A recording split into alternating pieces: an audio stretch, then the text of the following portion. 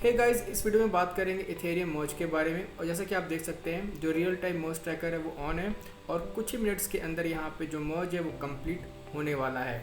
लेकिन क्या यहाँ पे हमें इफ़ेक्ट्स देखने को मिलेगा इस मर्ज के बाद? क्या मार्केट यहाँ से पंप करेगा या मार्केट यहाँ से डंप करेगा, वो अलग बात है। लेकिन क्या यहाँ पे बदलाव होने वाले हैं इस मर्ज को लेके, उसके बारे में भी जानना बहुत ज़्यादा ज़रूरी है।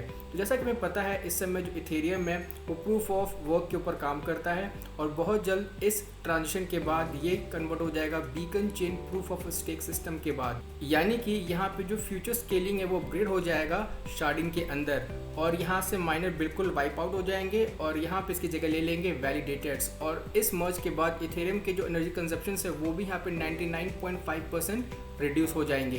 बस 1 मिनट का टाइम रह गया है और देखते हैं कि यहाँ पे क्या इफेक्ट होने वाला है मार्केट के ऊपर। और साथ में दोस्तों मैं आपसे बात करूँगा कुछ ऐसे टोकन्स के बारे में जहाँ पे माइनर शिफ्ट कर सकते हैं इथेरियम मर्ज के बाद और हमें उनके प्राइस के अंदर भी एक अच्छा खासा पंप देखने को मिल सकता है आने वाले टाइम के अंदर। मैं ये नहीं कहूँगा कि इन टोकन्स के अंदर आपको इमीडिएटली पंप मिलेगा, लेकिन ये सारे के सारे टोकन इस समय काफ़ी डाउन है। लेकिन मर्ज की न्यूज़ की वजह से यहाँ पे हल्का फुल्का अब आपको इनके मार्केट कैप में उछाल देखने को मिल सकता है, जो मैं आपको बहुत जल्दी बताऊंगा थोड़ी देर के बाद इस वीडियो के अंदर। तो यहाँ पे इथेरियम ने अपने टारगेट डिफिकल्टी को हिट कर दिया है, यानी कि जो मर्ज है वो ऑलरेडी यहाँ पे कंप्लीट हो चुका है। तो फाइनली यहाँ पे दोस्तों इथेरियम ने अपने मर्ज के टारगेट को हिट कर लिया है और वापस चलते हैं यहाँ पे अब एज अ यूज़र हमें क्या करने की ज़रूरत है। तो यहाँ पे दोस्तों मैं आपको बता दूँ कि एज अ यूज़र हमें यहाँ पे कुछ भी करने की ज़रूरत नहीं है। आपका जो फंड है इस समय जहाँ पे भी है, चाहे वो प्राइवेट वॉलेट हो या फिर एक्सचेंज के ऊपर हो, मर्ज का इफेक्ट आम यूज़र्स के वॉलेट पे बिल्कुल नहीं पड़ने वाला है। और जो भी यहाँ पे फंड आपके वॉलेट में है मर्ज से पहले, वो मर्ज के बाद भी एक्सेसिबल रहेगा। तो यहाँ पे आपको किसी भी तरीके का कोई एक्शन लेने की ज़रूरत नहीं है अपग्रेड होने के बाद। और जैसे कि मैंने आपको बताया कि इस समय आपको ज़्यादा सावधानी बरतनी है, क्योंकि इस समय स्कैम के जो चांसेस है वो बहुत ज़्यादा है। क्योंकि यहाँ पे लोग आपको अपग्रेड करने के लिए बोल सकते हैं इथेरियम ETS2 के अंदर, जबकि यहाँ पे ऑलरेडी टीम ने बोला है कि ETS2 नाम कोई भी टोकन मार्केट में नहीं आने वाला है। तो इस बात का आपको ज़रूर ध्यान रखना है। इसके अलावा यहाँ पे अब क्या होगा ETH2 का, तो यहाँ पे साफ साफ कह दिया गया है कि जो ETH1 था वो उनका एग्जीक्यूशन लेयर बन के रह जाएगा, जहाँ पे वो ट्रांजेक्शन्स को हैंडल करेंगे। और ETH2 जो है वो कंसेंसस लेयर बन जाएगा, जो कि प्रूफ ऑफ स्टेक कंसेंसस के ऊपर काम करेगा। तो जो कन्फ्यूजन है यहाँ पे बिल्कुल क्लियर हो जाना चाहिए, कोई नया टोकन बन के नहीं आएगा। प्रूफ ऑफ वर्क से ये ट्रांजिट हो चुका है प्रूफ ऑफ स्टेक के ऊपर, जहाँ पे माइनर्स का जो रोल था वो ख़त्म हो चुका है और अब यहाँ पे जगह ले ली है वैलिडिटीज ने।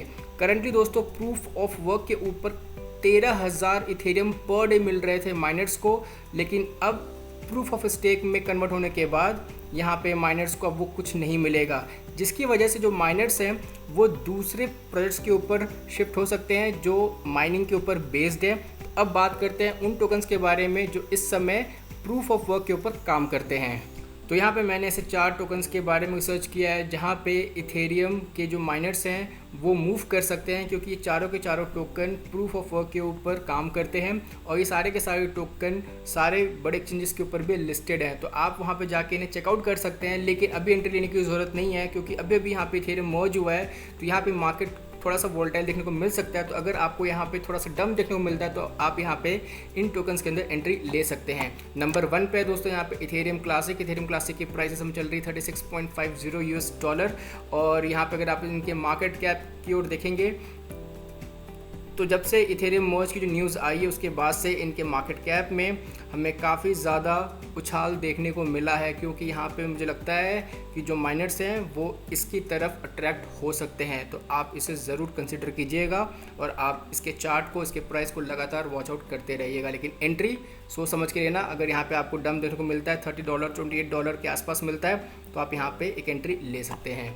नंबर 2 पे दोस्तों फिरो अगेन, ये भी एक प्रूफ ऑफ वर्क के ऊपर बेस्ड प्रोजेक्ट है और आप इसे बाय कर सकते हैं बाइनेंस के ऊपर, Gate.io के ऊपर, MEXC के ऊपर, हुबोई के ऊपर ये अवेलेबल है। और बात करें अगर इसके चार्ट की तो यहाँ पे आप देखेंगे फ़िलहाल ये अपने ऑल टाइम लो के आसपास ही चल रहा है, 97.6% डाउन अपने ऑल टाइम हाई प्राइस से। तो यहाँ पे इसके प्राइस में भी हमें एक अच्छा खासा उछाल देखने को मिल सकता है। तो ये है नंबर 2 पे। नंबर 3 पे है दोस्तों बीम की प्राइस इस समय चल रही है $0.25 और ये भी आपको सभी बड़े एक्सचेंजेस के ऊपर मिल जाएगा। और इसके मार्केट कैप में भी हमें यहाँ पे थोड़ा सा उछाल देखने को मिल रहा है। और अगर आप इसके ऑल टाइम हाई की बात करेंगे तो $10 पे गया था और फिलहाल ये काफ़ी डाउन है। और यहाँ पे जो इसकी ऑल टाइम लो प्राइस है दोस्तों वो 4 महीने पहले थी और फिलहाल ये समय 0.25 पे चल रहा है। तो मेरे ख्याल से यहाँ पे इसकी जो सही एंट्री होगी वो 0.08 से लेके 0.1 के बीच में हो सकती है। देखते हैं क्या ये यहाँ से अपने प्राइस से नीचे जाता है या नहीं जाता है। और आखिरी टोकन है दोस्तों यहाँ पे हमारा रेवन कॉइन RVN, प्राइस है इस समय 0.063 और यहाँ पे अगेन जैसे यहाँ पे न्यूज़ ब्रेकआउट हुई थी और आप देख सकते हैं पिछले कुछ दिनों के अंदर यहाँ पे इसके मार्केट कैप में भी हमें उछाल देखने को मिला है, प्राइस ऊपर की तरफ बढ़ रहा है और फिलहाल ये अपने ऑल टाइम हाई से 77.9% डाउन है। ऑल टाइम हाई इसका 0.28 पे गया। तो मेरे ख्याल से जो रेवन की जो प्राइस है वो ठीक ठाक है। 0.02 से 0.04 और 5 के बीच में अगर हमें ये मिल जाता तो ज़्यादा अच्छा रहता। अगर आप देखेंगे 7 दिन पहले इसकी प्राइस 0.035 पे थी, फिर ये गई 0.074 पे, फिलहाल ये सेटल्ड है 0.06 पे। तो मेरे ख्याल से यहाँ पे थोड़ा सा प्राइस गिर सकता है लेकिन अल्टीमेटली ये भी ऊपर जाने के चांसेस ज़्यादा हैं। तो दोस्तों ये हैं वो 4 प्रोजेक्ट्स जो प्रूफ ऑफ वर्क के ऊपर बेस्ड है जहाँ पे माइनर्स मूव कर सकते हैं। आप क्या सोचते हैं इन प्रोजेक्ट्स के बारे में, अपनी राय कमेंट में ज़रूर दें। तो दोस्तों ये थे मेरे 4 फेवरेट टोकन जो इस समय प्रूफ ऑफ वर्क के ऊपर काम कर रहे हैं। अगर आपको लगता है कि मुझसे कोई टोकन छूट गया है तो आप मुझे कमेंट में बता सकते हैं। और इथेरियम मर्ज के बारे में आपका क्या कहना है, आपको क्या लगता है कि यहाँ से जो मार्केट है वो पंप होगा या डंप होगा, अपनी राय कमेंट में ज़रूर दें। मिलते हैं दोस्तों बहुत जल्द एक नए वीडियो के साथ, तब तक के लिए शुक्रिया, थैंक यू।